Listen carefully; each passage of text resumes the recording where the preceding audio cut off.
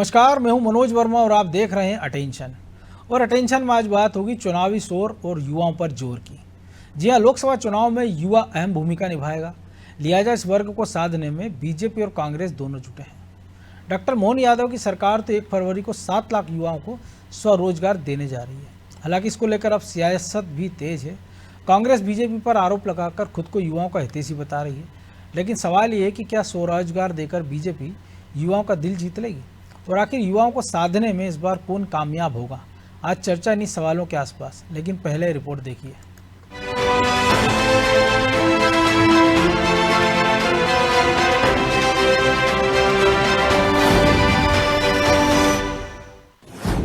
Record बनाएगी मोहन सरकार।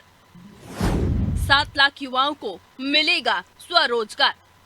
मध्य प्रदेश में मोहन युग की शुरुआत होते ही हर वर्ग के उत्थान के लिए सरकार जुट गई है। अब इसी कड़ी में मोहन सरकार नया रिकॉर्ड भी बनाने जा रही है। एक दिन में 7 लाख युवाओं को स्वरोजगार दिया जाएगा। 1 फरवरी को मुरैना में मोहन सरकार 5,151 करोड़ से ज्यादा की ऋण राशि देकर रोजगार संपन्न बनाने के संकल्प की शुरुआत करेगी। अब डॉक्टर मोहन यादव के इस फैसले को लोकसभा चुनाव से पहले युवाओं को साधने के तौर पर देखा जा रहा है। हालांकि बीजेपी नेता का इसको लेकर अलग नजरिया है। भारतीय जनता पार्टी की सरकार ने रोजगार के अवसर उपलब्ध कराने के अनेक योजनाएं प्रारंभ की है, केंद्र सरकार ने और प्रदेश सरकार ने। इसमें वो जो स्वरोजगार के अवसर हैं वो ज़्यादा उपलब्ध कराए जाते हैं, और नौकरियों की जहाँ पर अपेक्षा है, जहाँ नौकरियाँ जनरेट होती है वो भी दी जाती है।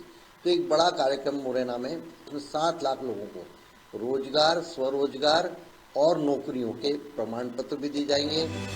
इधर युवाओं को स्वरोजगार देने पर कांग्रेस बीजेपी पर निशाना साध रही है। कांग्रेस आरोप लगा रही है कि बीजेपी ने सिर्फ युवाओं को वोट बैंक के लिए इस्तेमाल किया, और इस पर भी बीजेपी युवाओं को गुमराह कर रही है। लेकिन लोकसभा चुनाव में युवा बीजेपी को जवाब देगा। देखिए, सिर्फ युवाओं को ठगने का काम है, युवाओं के जज्बातों के साथ खेलने का काम है। 40 लाख रजिस्टर्ड बेरोजगार हैं, उनको तो नौकरी मिल नहीं रही है। लोन देने की बातें सामने आ रही हैं, तो ये भी एक कोरी घोषणा है, क्योंकि आप देख रहे हैं कितने कर्जे में है सरकार।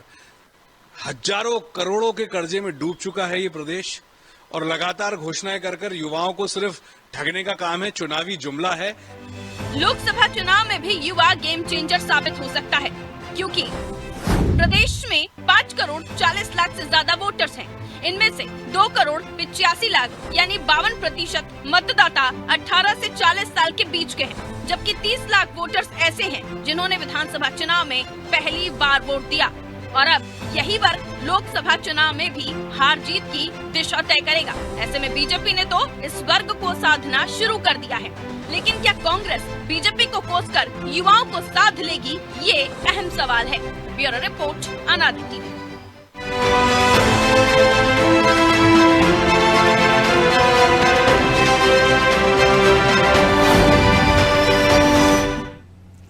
तो इसी मुद्दे पर चर्चा करने के लिए हमारे साथ जुड़ गए हैं वरिष्ठ पत्रकार सुरेश शर्मा, हमारे साथ जुड़ेंगे। फिलहाल हमारे सहयोगी ब्रजेश चौकसे हमारे साथ मौजूद है। इसके साथ ही प्रभु पटेरिया भी हमारे साथ जुड़ गए हैं। तो ब्रजेश जी, बहुत पहले आरक्षण को लेकर नितिन गडकरी केंद्रीय मंत्री हैं, उन्होंने एक बात कही थी कि जब रोजगारी नौकरियां नहीं बचेंगी सरकारी, तो आरक्षण का करोगे क्या? वो बात आज भी लागू होती दिख रही है, क्योंकि सरकारी नौकरियां अब उतनी बची नहीं है, बची हैं तो सरकार देने की स्थिति में नहीं है। तमाम कभी दोस्त ने पेपर लीक किया कुछ है। तो अब सरकार अगर स्वरोजगार पर फोकस कर रही है, तो पहले हमने देखा छोटे छोटे लोन भी दिए गए कि रेहड़ी पटरी वालों को जोड़ा गया, तब बड़ी लोगों ने मखौल उठाया कि अरे ये कोई रोजगार होता है। पकौड़े बनाने की बात को लेकर भी इससे जोड़ा गया नौकरी से, जबकि रोजगार, स्वरोजगार और नौकरी तीनों अलग चीज़ें हैं। अब ऐसे में 7 लाख युवाओं को अगर स्वरोजगार दे रही है सरकार, तो किसको किस नज़रिए से देखा जाए? देखिए मनोज जी, कोई भी सरकार हो, चाहे वो बीजेपी की सरकार हो, चाहे कांग्रेस की सरकार हो या अन्य दलों की सरकार हो, कोई भी सरकार इतनी बड़ी संख्या में यदि कहाँ के करोड़ों लोगों को रोजगार दे दे, वो भी सरकारी नौकरियां, संभव नहीं है। तो आपको स्वरोजगार की तरफ तो जाना ही पड़ेगा। सरकार का दायित्व है कि यदि कोई बेरोजगार है तो उसको दूसरे माध्यम से भी यदि वो रोजगार दिलवा सकती है, तो निश्चित तौर पर इसकी सराहना की जाना चाहिए। इसको राजनीति के चश्मे से नहीं देखना चाहिए, क्योंकि किसी भी सरकार में इतनी वो नहीं है कि वो अपने यहाँ सबको सरकारी नौकरी दे दे। और रोजगार से हम देखते हैं, जब सियासत होती है तो सरकारी नौकरियों से ही पैमाना नापा जाता है कि भाई सरकारी नौकरियां कितनी दी आपने। लेकिन यदि सरकार आप देखिए कि किसी को लोन दे रही है, किसी को रोजगार से लगा रही है, जो जिसकी जैसी काबिलियत है उस अनुसार उसको यदि काम दे रही है या काम देने में मदद कर रही है कि वो काम ले सके। यदि वो पकौड़े तलने की बात करते हैं तो यदि आप मान लीजिए कि यदि कोई भोपाल की राजधानी में यदि एक पोहा का ठेला भी लगाता है, यदि पकौड़े भी तलता है, सरकार उसे 10,000 रुपये की मदद कर देती, 20,000 की। तो हमने देखा है किस तरह से महिलाओं ने एक नया इतिहास रच दिया है। मनोज जी, कई बार प्रधानमंत्री के मोदी जी के मन की बात में भी इसका उल्लेख हुआ है कि महिलाएं जो काम करती थी दूसरे के यहाँ, नौकरी करती थी या वो पोंछा लगाती थी, अभी ये उनको 10,000 रुपये भी मिल गए हैं तो वो 10 लोगों को नौकरी देने वाली बन गई हैं। और हमने देखा जब वो संवाद होता है तो कई सारे ऐसे उदाहरण हमने देखे हैं। बिल्कुल ऐसे उदाहरण है कि आप देखिए किस तरह से यदि एक ईमानदारी से व्यक्ति काम करेगा, यदि छोटा व्यवसाय शुरू करता है तो वो अपने व्यवसाय को बढ़ा सकता है।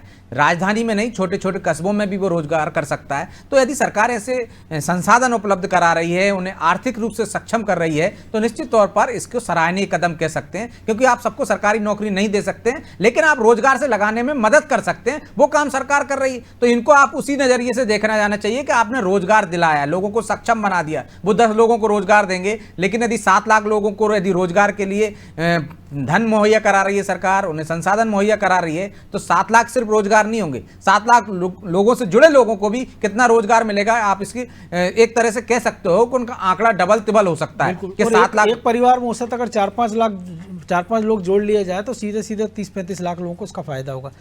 तो सुरेश शर्मा जी, हमने देखा है कि नेतागिरी के चक्कर में कई गिमिक्स भी हमने देखे हैं। शर्मा जी, आवाज आ रही है आपको? बिल्कुल आ रही है। कि जब लालू यादव मुख्यमंत्री होते थे, गरीबों के मसीहा, तो उन्होंने चरवाहा विश्वविद्यालय खोल दिए थे कि आप अपनी भैंस चराते हो और पढ़ाई लिख लें। तो उससे बड़ा मखौल कुछ हो नहीं सकता था। पिछली बार हमने देखा था कमलनाथ सरकार ने कहा था कि युवाओं को हम स्वरोजगार की ट्रेनिंग देंगे, लेकिन खबरें आई कि उनको बैंड बजाना सिखाया जा रहा है। तो अब ऐसे में अगर स्वरोजगार सरकार दे रही है एक दिन में 7 लाख युवाओं को, तो आपका नजरिया इस पर क्या है? देखिए, नई सरकार है, नया विजन लेकर के सामने आएगी ही, ये स्वाभाविक बात है जी। और रोजगार के लिए यदि कोई भी अवसर बनते हैं तो उसका हमेशा स्वागत करना चाहिए, क्योंकि रोजगार की कमियां हैं। हमारे यहाँ शिक्षा से प्रतिवर्ष बहुत छात्र निकलते हैं। हमारे यहाँ ऐसे लोग हैं जो कौशल उन्नयन की दृष्टि से प्रशिक्षित हो गए हैं, लेकिन उन्हें रोजगार नहीं मिल रहे हैं। तो ऐसे में 2 विकल्प हैं। पहला ये कि हम उन्हें शासकीय या गैर शासकीय नौकरी उपलब्ध कराएं, और दूसरा उन्हें स्वरोजगार की ओर प्रेरित करें।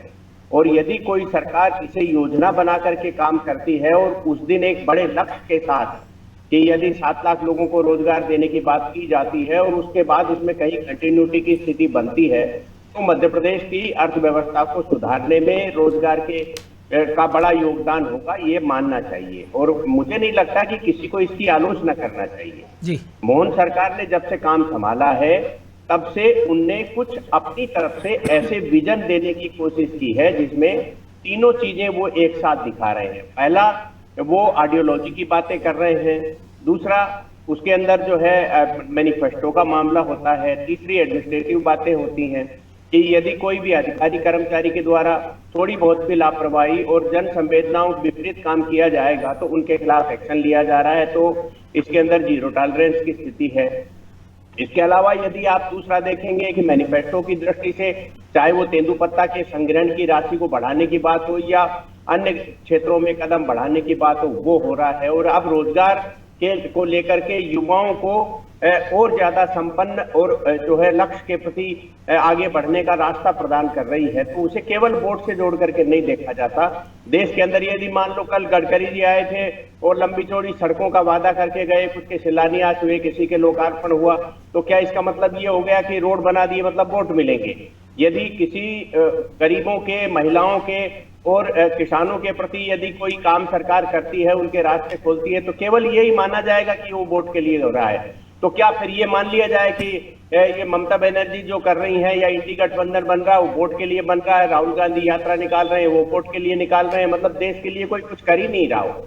तो इसलिए ये मानना चाहिए कि जो भी व्यक्ति कर रहा है उसका टारगेट देश है। वोट तो अपने आप मिल जाया करते हैं, वोट के लिए किसी को पाबंदी थोड़ी है कि वोट मिलने में दिक्कत आएगी, तो स्वाभाविक रूप से मिल जाते हैं। तो इसलिए ये एक आकलन निकाल करके और किसी भी विषय को कुंद करने का जो प्रयास है वो मुझे लगता है अच्छा रास्ता नहीं है। जी। तो प्रभु जी अच्छा रास्ता तो नहीं है, लेकिन अगर भले हम इसको ये कहें कि 7 लाख युवाओं को रोजगार है, इसको भले लोकसभा के चुनाव की दृष्टि से भी देखें, लेकिन अगर कोई सरकार युवाओं को रोजगार के लिए अगर एक दिन में 5,151 करोड़ से ज़्यादा की राशि दे रही है, जो कि एक बहुत बड़ी राशि मानी जाना चाहिए, तो निश्चित तौर पर अर्थव्यवस्था में बूम आएगा, रोजगार के नए अवसर सृजन होंगे। जो लोग रोजगार कर रहे हैं वो तमाम सारे लोगों को रोजगार देंगे। मान लीजिए कोई एक रेहड़ी लगा रहा है, कोई ठेला लगा रहा है, वो ठेला बनवाएगा, वो कहीं बर्तन खरीदेगा या कोई छोटी मोटी दुकान खरीदेगा, उसका सामान परचेस करेगा, रॉ मटेरियल खरीदेगा। ऐसे तमाम सारी जो छोटी छोटी चीज़ें एक दूसरे से पैरेलल जुड़ी हुई है। तो भले फिगर 7 लाख दिखे, लेकिन इसकी संख्या अगर वैसे देखेंगे तो एक लंबा फिगर होगा। तो एक अच्छी पहले सराहना की जाना चाहिए। और जो शर्मा जी भी कह रहे हैं, इसको राजनीति के नजरिए से क्यों देखा जाए? बिल्कुल मनोज जी, इसमें रोजगार के मामले में कोई राजनीति नहीं होनी चाहिए। और एक बहुत सोची समझी बात है, जैसे ही कंप्यूटर आया ये कहा गया कि एक कंप्यूटर 10 कर्मचारियों की नौकरी खा गया। अब आर्टिफिशियल इंटेलिजेंस का युग है। एक एआई का इक्विपमेंट यदि कहीं लगता है कंप्यूटर में, तो एआई का जहां प्रयोग किया जाता है तो वहां पर 50 से 100 लोगों के रोजगार के संकट पैदा होता है। बिल्कुल। तो आने वाले समय में जब आपको दुनिया वैश्विक स्तर पर आप आगे बढ़ रहे हैं, तरक्की पे राह पे चल रहे हैं, तो आपको नई तकनीक का इस्तेमाल करना ही होगा। वहाँ सरकारी नौकरियां दिन ब दिन कम होती चली जाएंगी। मध्य प्रदेश में करीब 6 लाख सरकारी कर्मचारी हैं, आबादी 8 करोड़ से ज्यादा है, 8.5 करोड़ से ज्यादा है मध्य प्रदेश की। तो इस स्थिति में यदि हमको ये देखना है तो स्वरोजगार के लिए लोगों को तैयार करना होगा। और जो स्वरोजगार करेंगे, एक व्यक्ति यदि रोजगार शुरू करता है तो साथ में 4 लोगों को भी वो रोजगार देता है अपने साथ। और वो जब 4 लोगों को रोजगार देता है तो 4 परिवार उसके साथ पलते हैं साथ में। तो एक तरीके से कहें कि जो एक सरकार का जो सपना है मध्य प्रदेश की भाजपा सरकार का, कि हर व्यक्ति का अपना घर हो, हर परिवार से एक व्यक्ति को रोजगार मिले, तो उस दिशा में ये बहुत बड़ा कदम है, ये माइलस्टोन होगा। इसको राजनीति से नहीं देखा जाना चाहिए, लोकसभा चुनाव की दृष्टि से भी इसको नहीं देखा जाना चाहिए। सरकार नहीं है, नया कदम है, पहला रोजगार सम्मेलन कर रही है वो अपना, और 7 लाख लोगों को यदि 5,000 करोड़ से ज्यादा राशि के यदि लोन दे रही है रोजगार के लिए, तो एक बड़ी बात है। और इसमें देखिए, आपके आंकड़े देखिए इसमें जी, इसमें हर वर्ग के लिए रोजगार के साधन मुहैया कराए गए हैं। केंद्र सरकार की जो स्कीम है, प्रधानमंत्री मुद्रा योजना से लेकर केंद्र की जितनी भी योजनाएं हैं, उसका लाभ इन प्रदेश के लोगों को दिलाने का प्रयास किया गया है। जो घुमंतु जनजाति के लोग हैं, व्यक्तु घुमक्कड़, जो कि सड़क किनारे रहते हैं झुग्गी बनाकर, जिनका कोई स्थायी ठिकाना लोहे के छोटे मोटे औजार बनाते हैं, छोटे छोटे काम करते हैं, परिवार के लोगों को भी रोजगार के साधन करने के लिए यहाँ पर लोन दिया जाएगा इस स्कीम में, जो कल दिया जाना है। तो निश्चित तौर पर चाहे आदिवासी हो, चाहे अनुसूचित जाति वर्ग के हो, चाहे सामान्य वर्ग के हो, चाहे ओबीसी वर्ग के हो, जो कांग्रेस एक राजनीति खेल रही है ओबीसी की जातिगत जनगणना की, या ओबीसी के कर्मचारी और अधिकारी जो है उनके पास कोई पावर नहीं है, उनके बजट का अधिकार नहीं है, उनकी संख्या कम है, ये सारी चीजें राजनेताओं को कहने की बातें हैं। लेकिन हकीकत में जो बिना बोले काम हो रहा है वो मध्य प्रदेश की डॉक्टर मोहन यादव सरकार करके दिखा रही है कि हर वर्ग को साधने की कोशिश हो रही है, हर वर्ग के उन्नयन की कोशिश हो रही है। ये एक बड़ी बात है, इसका स्वागत होना चाहिए। इसमें कोई कमियां है तो वो गिनानी चाहिए कि कोई कमी है विपक्ष को, लेकिन इस पर केवल राजनीति नहीं करनी चाहिए। चुनावी लाभ के लिए रोजगार दे रहे हैं, क्योंकि जो जिसको लोन दिया गया है उसको लोन का कर्ज भी चुकाना है, उसको खुद अपना रोजगार इसलिए लोन ले रहा है कि उसको अपना स्वरोजगार करना है। वो इतना सक्षम नहीं है कि वो कंपटीशन में जाके नौकरी पा सके, नौकरी के अवसर भी वैसे भी कम है।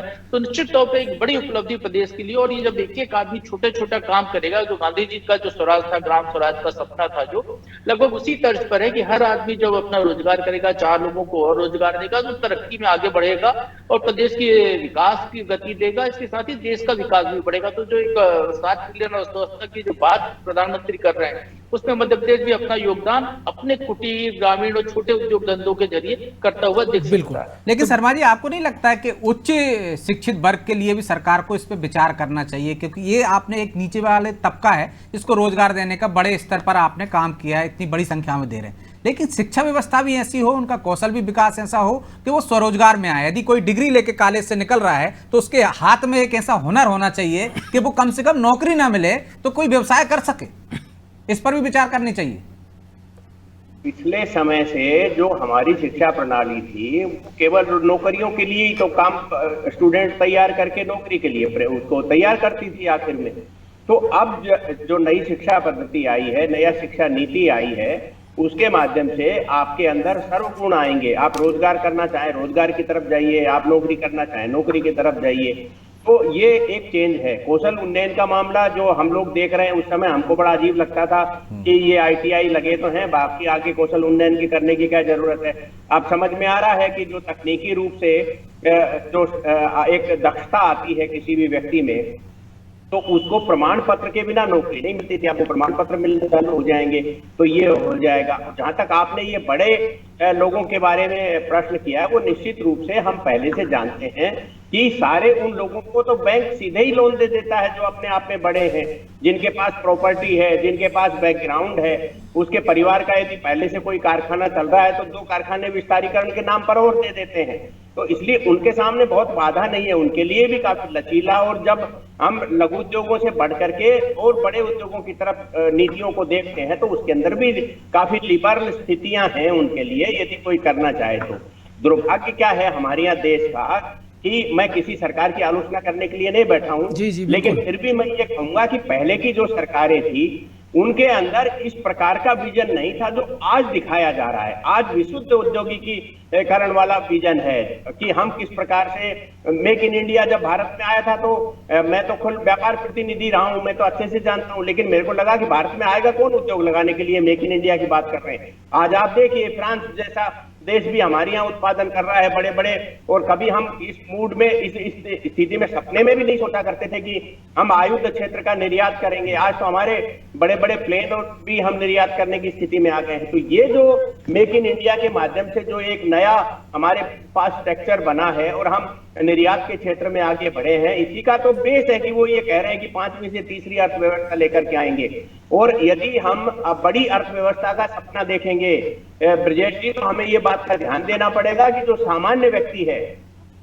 उसके सोर्स ऑफ इनकम ही बढ़े और उसकी जेब में पैसा हो, उसकी क्रय शक्ति बढ़े। जब उसकी क्रय शक्ति बढ़ेगी तब मार्केट में बड़ा बूम आएगा। क्योंकि आज यदि मेरी तनख्वाह के आधार पर ही मेरा घर चलना है तो संभव ही नहीं है कि मैं अदर चीज खरीदूं, खाने पीने तक सीमित रह जाऊंगा। लेकिन यदि मुझे अपने आप में छोटी सी गाड़ी लेना है या बड़ी गाड़ी लेना है या अपने जो है उसके संसाधन जुटाना है कि टीवी लेना है या मुझे फ्रिज लेना है, तो थोड़ा सा बढ़ने की जहां स्थिति डेवलप होगी, क्योंकि देश में बड़ी पॉपुलेशन है। जब हम इस आंकड़े को देखते हैं कि 80 लाख लोगों को, 80 करोड़ लोगों को अनाज बांटा जा रहा है, तो इसका मतलब यह है कि 80 लाख लोगों को हमने किस श्रेणी में मान रखा है कि उसे अनाज नहीं देंगे तो हेल्प नहीं होगी। जब कई ये एक पक्ष था। दूसरा पक्ष में इस अनाज वाले मामले में ये कहूंगा कि हमने एक आदमी को जो उसकी आमदनी है, आमदनियां बंद नहीं हुई हैं उनकी जो आमदनी है अब वो सेव हो रही है, क्योंकि उसको अन्न जो है अनाज सरकार की तरफ से मिल रहा है। तो एक अर्थव्यवस्था का दूसरा बूम आएगा, दूसरे सेक्टर से वो खरीदी प्रारंभ करेगा और अपना लिविंग स्टैंडर्ड बढ़ाएगा। कल जो है उसको मालूम है 5 साल बाद ये योजना बंद होगी, तब इसका लाभ जो है इसकी पूर्ति कैसे करेगा, इसलिए आदमी आज ही सोचने लग जाता है। तो मुझे ये लगता है कि अर्थव्यवस्था को सुधारने के लिए जो प्रयास किए जाना चाहिए वो चौतरफा है। एक बिंदु नहीं है कि केवल एक बिंदु पर कह दिया कि भैया तू इंडस्ट्री डाल ले, तेरे लिए इंफ्रास्ट्रक्चर तैयार कर देंगे, तेरे लिए सड़क बिजली पानी दे देंगे, तेरे लिए मार्केट उपलब्ध कराने की हम कोशिश कर लेंगे। इतना भर नहीं है कि हम ये भी कहेंगे कि मार्केट तो उपलब्ध हो जाएगा, लेकिन हम खरीदार भी उपलब्ध करा रहे हैं। गरीब आदमी के जनधन खाते का पैसा डाल करके उसमें तो छोटी सी चीज खरीदने के लिए उसे प्रेरित कर रहे हैं, कल वो बड़ी चीज खरीदेगा। तो ये जो बाजार बनाने और बाजार में ये तो हम देख ही रहे ना कि जब जनधन खाते खोले गए तो बड़ी आलोचना हुई थी कि आम आदमी बैंकिंग कैसे करेगा। जब यूपीआई सिस्टम आया था तो कहा गया था कि पंचर वाला, सब्जी वाला कैसे उपयोग करेगा। अब सबसे ज़्यादा उपयोग वो कर रहा है। लेकिन प्रभु जी दो पहलू हो रहे हैं इसके। अगर कांग्रेस के नज़रिए से देखें तो उनके प्रवक्ता ने कहा कि मध्य प्रदेश में 40 लाख बेरोजगार रजिस्टर्ड है। सरकारों की एक अपनी लिमिट है, बैंकों की एक अपनी लिमिट है, लेकिन जो उद्योगपति जो इंडस्ट्री लगाता है उसमें बड़े पैमाने पर रोजगार देता है। लेकिन एक तरफ आप बेरोजगारी को लेकर आलोचना करते हैं सरकार की और फिर ये कहते हैं कि साहब ये तो अडानी अंबानी की सरकार है। ये तो आप एक तरह से इंडस्ट्रियलिस्ट को हतोत्साहित भी कर रहे हैं कि वो उद्योग व्यापार ना करें, रेवेन्यू में सरकार का योगदान ना करें, सेक्टर में नौकरियां ना दें, और दूसरी तरफ आप सरकार से चाहते हैं कि वही सारी नौकरियां भी दे दें। तो शायद इस मानसिकता से भी उभरना होगा राजनीतिक दलों को। बिल्कुल मनोज जी, राजनीतिक दलों को जो आलोचना की जो मानसिकता है उससे उभरना होगा। उनको हर मामले में आलोचना करना ठीक नहीं है। प्रदेश के विकास से जुड़े हुए मामले यदि हैं, कहीं पर यदि कोई तरक्की की रास्ता दिख रहा है तो उनको सहयोग करना चाहिए। गलतियां हैं तो गलतियां बताएं, खामियां गिना सकते हैं जिसको दूर करने के लिए प्रयास हो जी। यदि पीथमपुर में कोई ऑटोमोबाइल इंडस्ट्री लगती है तो इंसुलरी बहुत सारी लगती है, जिनके साथ केवल नट बोल्ट नहीं बनाती फैक्ट्री, तो उसके साथ तो बहुत सारे सहायक उद्योग भी लगते हैं। यदि मध्य प्रदेश भोपाल में BHEL बना है तो BHEL के साथ एक पूरा इंडस्ट्रियल एरिया बसाना पड़ा इंसुलरीज के लिए, क्योंकि बहुत सारे उत्पाद वहां से जाते हैं। तो केवल BHEL के ही हम कर्मचारियों को गिनने की यहाँ पे इतना रोजगार मिला है वो ठीक नहीं है। उसके साथ जो सहयोगी संस्थान है वहां जो लोगों को रोजगार मिलता है, जो वहां पे, वो भी देखा जाना चाहिए। तो स्वाभाविक तौर पर, लेकिन प्रभु जी उसकी गिनती कहाँ होती है? यदि वो कहते हैं कांग्रेस के 1 करोड़ लोगों को रोजगार देने की आपने बात की है, और यदि स्वरोजगार दे रही है सरकार और उनसे सहयोग से और लोगों को रोजगार मिल रहा है, तो उसकी गिनती कहाँ होती है? वो तो कहते हैं आपने वादा ये किया था लेकिन रोजगार तो दिया 2 करोड़ लोगों को रोजगार देने का। देखिए, जहां तक रोजगार कार्यालय में पंजीयन की बात है तो आजकल मध्य प्रदेश की हर भर्ती परीक्षा के लिए है कि आपको रोजगार कार्यालय में पंजीयन कराना अनिवार्य होगा, भले आप नौकरी में या नहीं है। तो सरकार की एक तो उससे वो नंबर बढ़ता है। लेकिन जो मैं कह रहा था कि सेल्फ हेल्प ग्रुप है जो 1-1 लाख रुपए तक महिलाएं कमा रही हैं, जो घर पे बैठी रहती थी, ये प्रयोग भी मध्य प्रदेश ने करके दिया। ये भी स्वरोजगार के जरिए ही हुआ है। तो स्वरोजगार अपने आप में एक बहुत बड़ा माध्यम है जिसके जरिए बदला जा सकता है। नौकरियां सीमित हैं, कोई भी सरकार नौकरियां नहीं दे सकती है। चाहे यूपीए की सरकार होती तो वही पूरे प्रदेश के सभी बेरोजगारों को नौकरी नहीं दे सकती थी, या मध्य प्रदेश में कांग्रेस सरकार होती तो भी नहीं दे सकती थी। अभी मनोज जी बता ही रहे थे जिस तरीके से वो स्कीम लेके आए थे रोजगार की, ढोल चढ़ाओ बैंड बजाओ।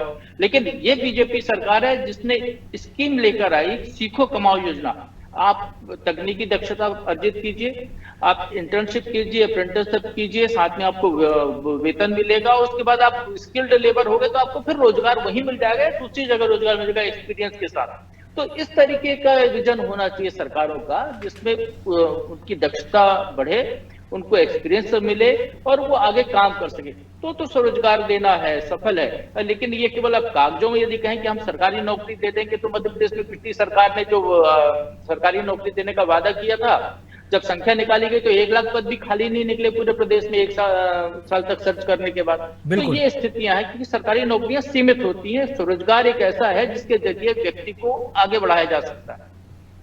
सबसे बड़ी बात तो ये आगे बढ़ाया जा सकता है, लेकिन सवाल ये कि जो आगे बढ़ रहा है उसको पीछे खींचने का कदम जो राजनीतिक दल कर रहे हैं, शायद उस अप्रोच पर भी रोक लगाना सबसे महत्वपूर्ण है। बहरहाल समय इतना ही था, बहुत धन्यवाद आप लोगों का। तो निश्चित तौर पर एक बड़ा कदम सरकार ने इस दिशा में उठाया है, रोजगार की दिशा में बढ़ाया है, और इसका हर तरह से स्वागत किया जाना चाहिए। क्योंकि आज के जिस दौर में हम देखते हैं कि एक तरफ तो नौकरियों का अभाव है और दूसरी तरफ स्किल्ड डेवलप लोग मिल नहीं रहे कि जिसमें दक्षता हो। केंद्र सरकार ने ये योजना लाई थी जिसके अच्छे परिणाम मिले, और खुद पिछले दिनों प्रधानमंत्री ने कहा है कि उनकी इच्छा है कि देश की 1 करोड़ महिलाओं को लखपति बना दें। तो अगर ऐसी स्वरोजगार को धीरे धीरे आपने बढ़ाया, MSME सेक्टर को गति दी और छोटे लोगों की चिंता की, तो रोजगार के अवसर बढ़ेंगे, रोजगार का सृजन होगा, और ज़्यादा से ज़्यादा लोग, जो कि हमने देखा कि आंकड़े बताते हैं कि 25 करोड़ लोग इस देश में गरीबी रेखा से ऊपर आए हैं, तो ये आंकड़ा बढ़ाने में भी ये स्वरोजगार की जैसी जो योजना है वो काफ़ी कारगर साबित होगी। अटेंशन में आज इतना ही, मुझे दीजिए इजाज़त, और आप देखते रहिए अनादि TV। नमस्कार।